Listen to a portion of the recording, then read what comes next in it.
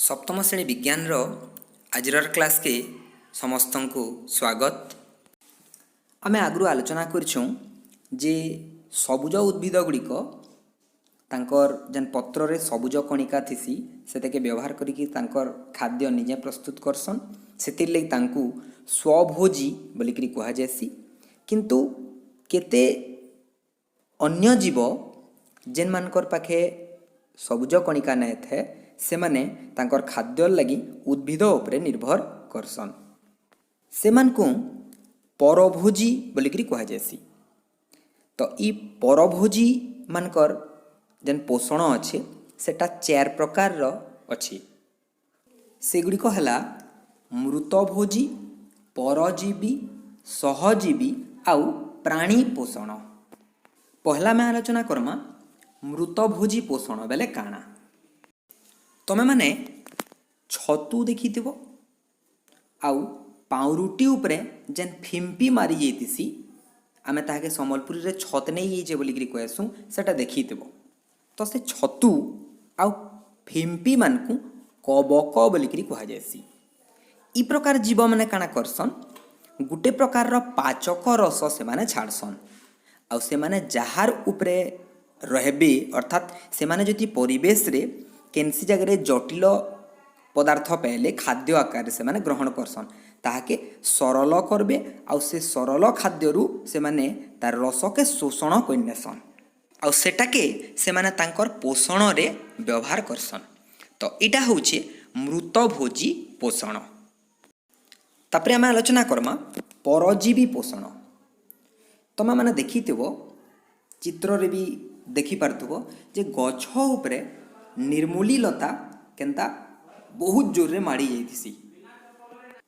तो से निर्मूली लता काना करसी गछ जेन खाद्य बनैथिबा से खाद्य रु से ताके सरलीकृत खाद्य के ग्रहण करसी आ तार पोषण करसी।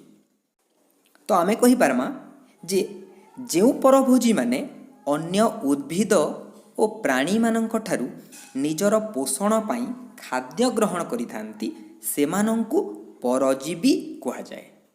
इमाने अन्य जीव मानकर शरीर रु सरलीकृत खाद्य पदार्थ के ग्रहण करसन। मृतभोजी माने का करसन से माने पचा सढ़ा जिनस उपरे तांकर पोषणटा करसन। किंतु परजीवी माने जीवित जीव मानकर नु पोषण करसन। तो परजीवी मानकर आ उदाहरण हैला मलांग, निर्मूली आमे जेनटा आलोचना करला आउ प्लाज्मोडियम आउ अनेक जीव जेन माने रोग सृष्टिकारियान अनेक बीजाणु माने भी तार उदाहरण हेबा। केतेटा उद्भिद अंता अछन जेन माने कीट पतंग मान को धरिकरी सेटा के खाद्य रूप से माने ग्रहण करसन आ तांको हजम भी करि पारसन। सेमानकू मांसाशी उद्भिद बोलिकरी कहा जायसी। एटा होचे गुटे कमंडलू उद्भिद। तार आमे चित्र रे देखि परतुमा गुटे कमंडलू आकार से हिचे आ एटा होचे पत्र रो रूपांतरित रूप। पत्रटा से कमंडलू आकार धारण करछि। तो जेते बेले गुटे पोकटे बा कीट पतंग तार पाके आसबा तो से कमंडलू रो भितरे अनेक सूक्ष्म सूता बोली उपादान थिसी जेनटा अठा बोलिया लटकी भी जासी। तो केनसी कीट पतंग तार भीतर के गले से जाय रे लटकी जिबा आउ से तार पाचक रस बाहर करिकरी से कीट के हजम करनेबा। तो कमंडलू शर्करा जातीय बा श्वेतसार जातीय खाद्य तो निजे प्रस्तुत करसी।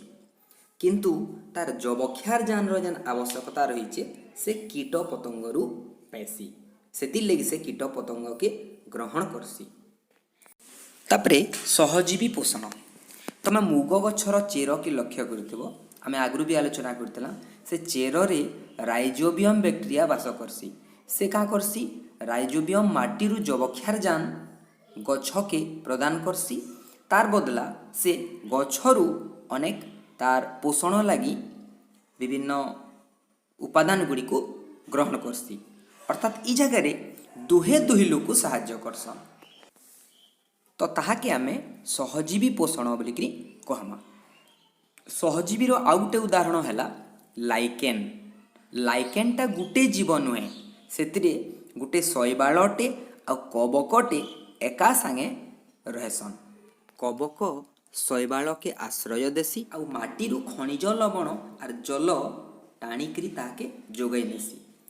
ତାର ବଦଲା ଶୈବାଳ ଆଲୋକ ଶ୍ଳେଷଣ ପ୍ରକ୍ରିୟାରେ ଖାଦ୍ୟ ପ୍ରସ୍ତୁତ କରସି ଆଉ କବକକେ ଯୋଗାସି। ହେନ୍ତା ଦୁଇଟା ଅନ୍ୟାନ୍ୟ ଜୀବ ଗୁଟେ ଜାଗାରେ ରହିକିରି ଦୁହେଁ ଦୁଇ ଲୋକର କାମରେ ଆସିବେ, ଏଇଟାକେ ଆମେ ସହଜୀବୀ ପୋଷଣ ବୋଲିକିରି କହମା। ଆଜିର ଲାଗି ଏତ୍କି, ଧନ୍ୟବାଦ।